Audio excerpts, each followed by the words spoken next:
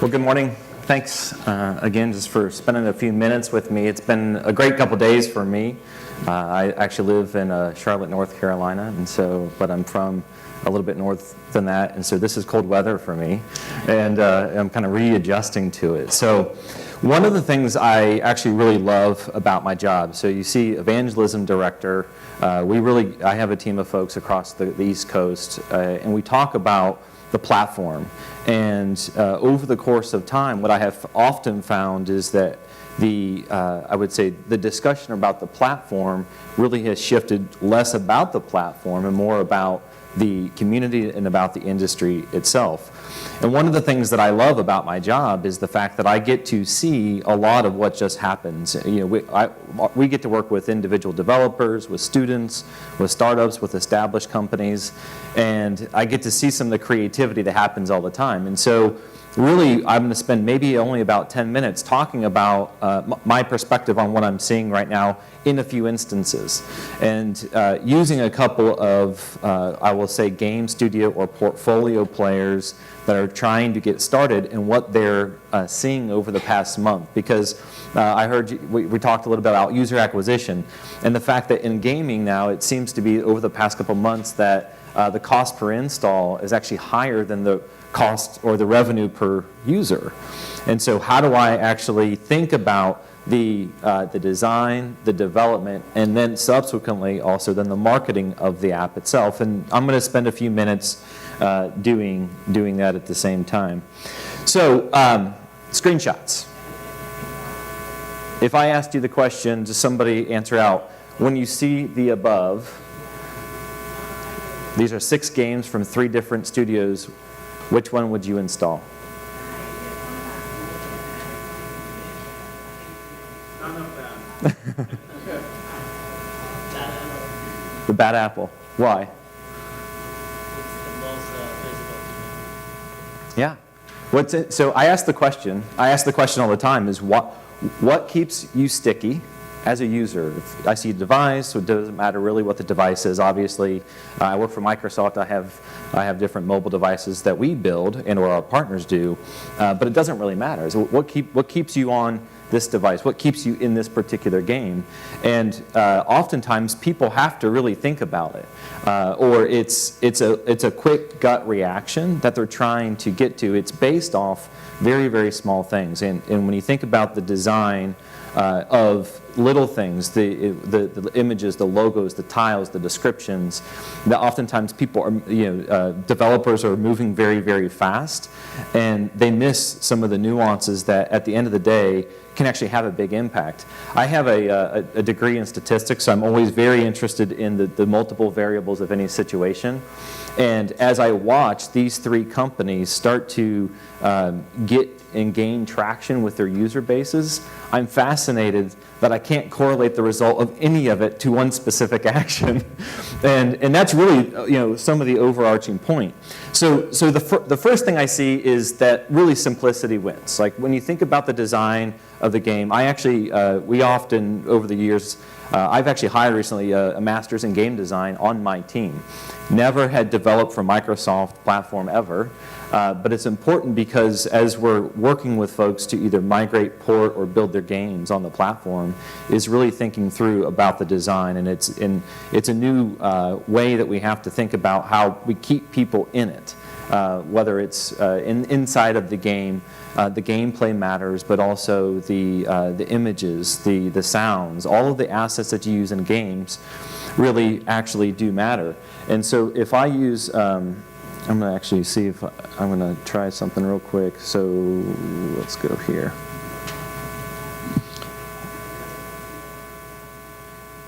With the multi-screen.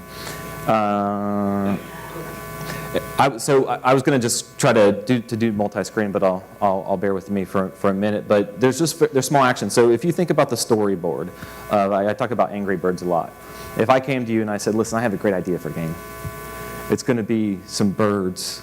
They're flying through the air, and they're going to knock stuff down that is going to try to kill some pigs, right? Like, oh, that's it's kind of interesting. No, it's not at all. And but the simplicity, and then you keep people going like, oh, that was kind of interesting. But then as it gets progressively harder, like, and I want to keep moving on to progress. And it's not much different than any other game that we've had for a long time, whether that be on consoles. And consoles have the same thing. They're just much more elaborate.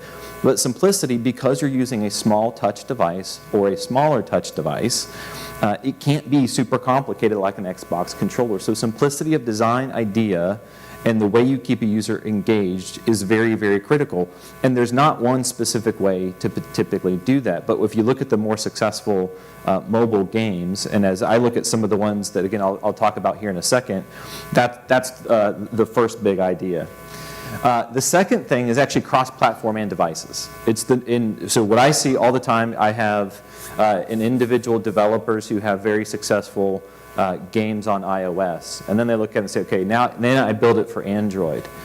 But now as I try to be able to tackle feature parity across those platforms, and now with additional traction, now I'm going to go to the Windows phone, or I'm going to go to the Windows device. How do I, as an individual, I can't really keep up with 2, let alone 3.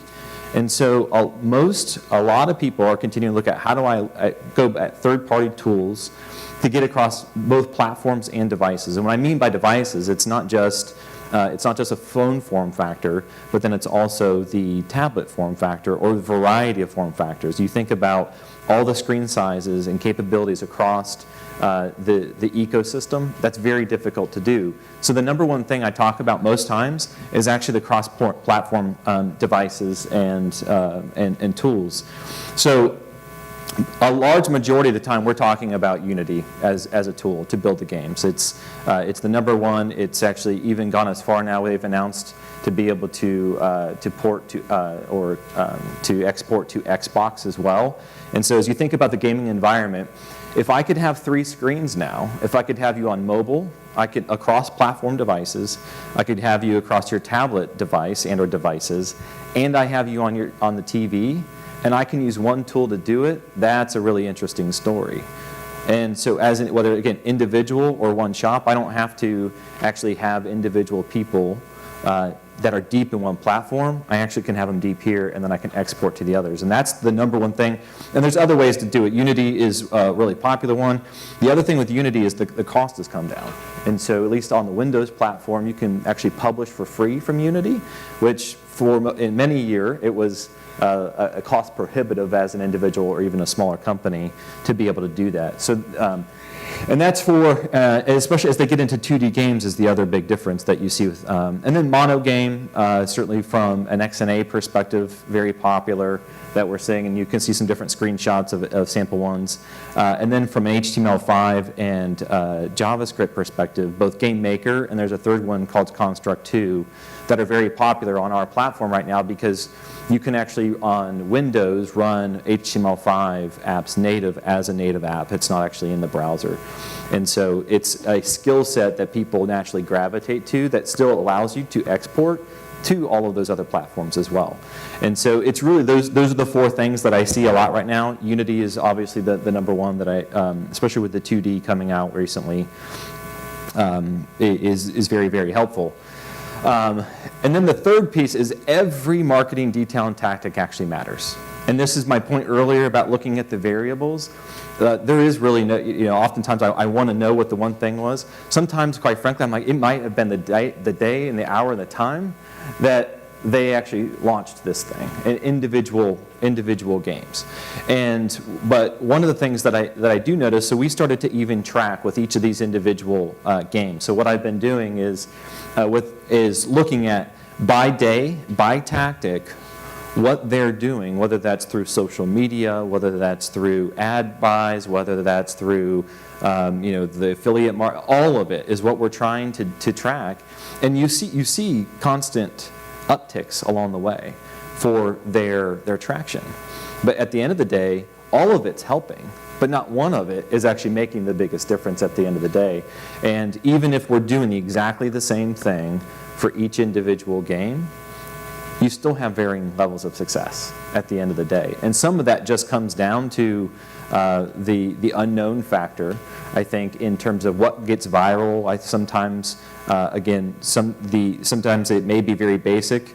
When you get into the kind of the top end categories, and certainly looking at different tactics, your social network immediately, timing really does matter. Those first, the number one thing I would say is building the brand beyond just the game is one of the best things that I do see, especially at the company level, is little things, linking from game to game or back to a portal, your website, and other properties that you have in order to bring your brand together so that as you launch other things, you start to build up and have and maintain your own user base, because that first week tends to be the most important in terms of the acceleration and the natural momentum that it just starts to come through with a launch of any individual game.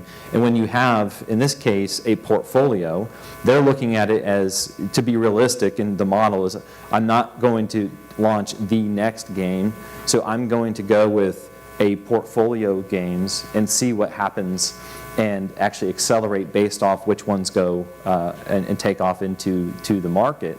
So what they want to be able to do is track that success, maintain the ones, but always bring the users back and build up a fan base around the brand itself.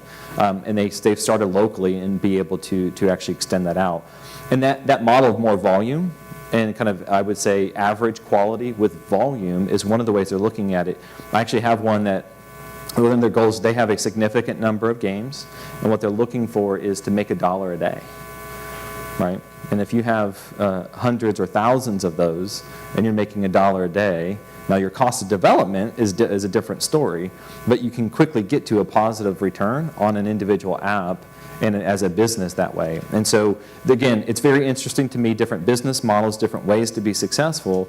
And again, what I see so far is that a lot of these things do matter, but ultimately it's at a startup and an individual level, they're using that portfolio approach in order to try to take off in one individual brand. And so just to come back, I answered or asked the question earlier. I reordered these on this last slide in the order of, at least based off volume and download, of how they're actually doing. And so what's interesting now, the one of the things that I actually put up there, this one here in the bottom left corner, one of the things, it's actually the revenue is the highest on that one versus download, and because of the monetization model that they're each trying to use, that one's the actual highest revenue model. But what bothers the heck out of me, it's a scaled image. Like, that's an egg. It looks like a ball, and it kills me. So can you please update the stretched and the scaled image? But and my point is, you don't know if that's an inhibitor. That's going to be an inhibitor for a lot of people, but at the same time, it's a very simple and straightforward game. And so ultimately, really what it comes down to, beyond the business model, and I try, again, as you're thinking about that cost per install that's happening and the development time and costs with a lower budget, there really are the three key things that I keep on saying in the ecosystem itself. And again, independent of the platform, but it's the keeping it simple relative to the design and the development to get it started, and then getting the user feedback, because you can update obviously everything relatively fast. 2 is to target all the platforms, because you have the capability to do that and launching on day 1 across all of them, and you can obviously even time each of those installs so that you're actually on all platforms and device types. And then the 3rd is that each and every marketing detail and the tactic matters, and those little things that you just don't know how to get things accelerate. It could be in the name, it could be in the timing and other things, but it's, and through those, whether it's Pinterest and Twitter and other social media, posting to forums sometimes with a lot of what I've seen be helpful in the Unity's case. They have a very active community, is actually trying to use the gaming community as well to get the feedback relatively fast. And all those little things actually help. So it ends up being a total team effort, not just a marketing effort, but a total team effort from the entire organization. So those were the 3 big things, again, that I'm just seeing right now, beyond what everybody else has said today. So with that, I'll hopefully get us back a little bit on time, or at least with a 3-minute break, and appreciate your time and attention.